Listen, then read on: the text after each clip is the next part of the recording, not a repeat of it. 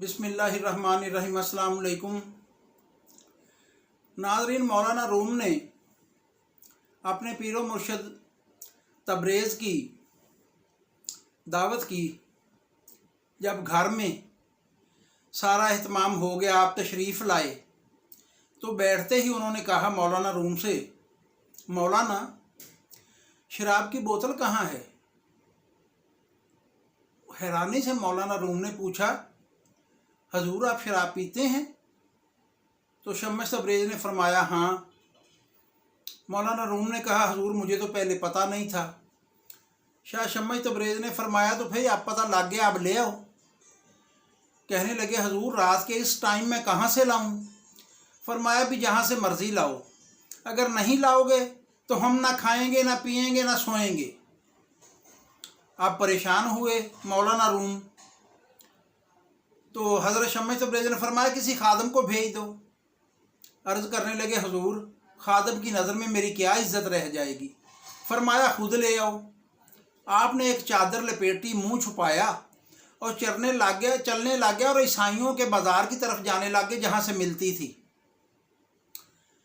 लोगों ने देखा ये कौन है जो मौलाना रूम के घर से निकला है मुंह लपेटे हुए। तजस्सुस से वो पीछे पीछे चलना शुरू हो गए।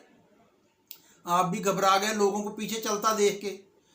आप वो शराब वाले की दुकान पे गए, पैसे दिए, बोतल ली और छुपा ली चादर में।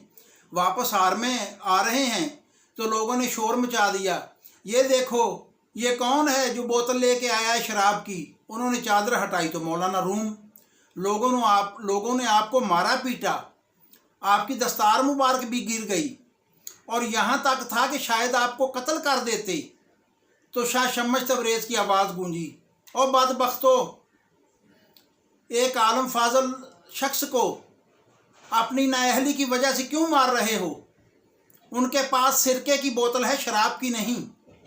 लोगों ने चेक करने के लिए बोतल खोली तो वो सिरका। सख्त नादम हुए, चले गए। आप मौलाना रूम को लेके उनके घर आ गए और बिठा के फरमाया, ए रूम, तुमने देख ली है जिस इज्जत के खो जाने का तुझे डर था, मखलूक की तरफ से मिली हुई थी तुम्हें। तुम कहते थे कि मेरी इनके सामने इज्जत क्या रह जाएगी, खादम के सामने इज्जत क्या रह जाएगी। तो फिर क्या नतीजा निकला? कोई इज्जत बची?